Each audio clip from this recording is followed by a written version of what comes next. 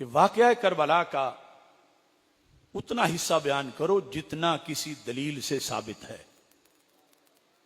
جھوٹ تو کسی عام بندے کی طرف منسوب کر کے بولنا بھی ناجائز ہے بڑا، اور پھر اہل بیت اطہار کی طرف منسوب کرنا،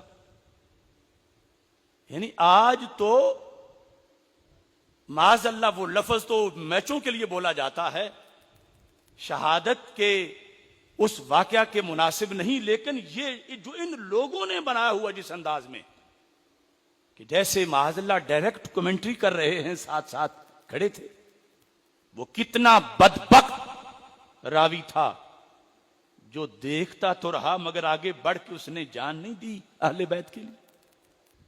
جتنا مستند ذرائع سے ہے وہ بیان کرو، فضائل بیان کرو، قرآن بیان کرو، سنت بیان کرو. گھڑ گھڑ کے ان کی طرف ایسی چیزوں کی نسبت نہ کرو کہ کل وہ تمہارے منہ پہ ماریں کہ یہ تم ہمیں کیا کہتے رہے ہو. اصل یہ روافض نے سلسلہ شروع کیا، اور ہمارے ہاں یہ دوڑ لگی ہوئی ہے کہ جی اپنے عوام کو مطمئن کرنا ہے تو ہم بھی انہی کی طرح کریں. اگر اس فلسفے پر چلتے رہو تو وہ تو بڑی ترقی کر گئے ہیں بے حیائی میں، بڑے جری ہیں اہل بیت اطہار کے بارے میں. ان کے جلسوں میں تو اہل بیت کی مطہرات خواتین بنا کے دھکے مارے جاتے ہیں. کیا تم بھی کل یہ کام کرو گے؟ وہ تو کفر بکتے ہیں، کفر بولتے ہیں اور ڈرامائی انداز میں فلماتے ہیں اس واقعے کو. تم لفظ میں تصور پیش کرتے کرتے دوڑ میں تو کل کہو گے اب لوگ یہ تو سنتے ہی نہیں کہ لفظوں میں یہ ہمیں بتانا پڑے گا کہ یہ یزیدی کھڑے ہیں، یہ حسینی کھڑے ہیں، یہ جنگ ہونے والی ہے، اور مجمع دیکھ رہا ہے.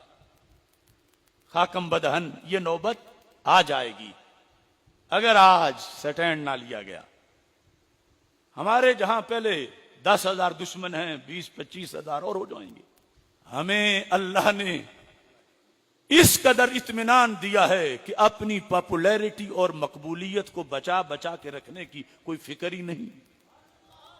بگاڑ میں دیکھ رہا ہوں اب کچھ چینلوں پر کچھ سنجیدہ لوگ بھی پیچھے آگ کی تھوڑی چھوٹی وہ انگیٹھیاں رکھ کے اور دھواں اور یہ اور وہ یہاں تک تو پہنچ آئے ہیں. اب آگے گھوڑے دوڑانا اور کسی پہ یزید کو بٹھانا، کسی پہ امام حسین رضی اللہ تعالیٰ عنہ کو بٹھانا، اور یوں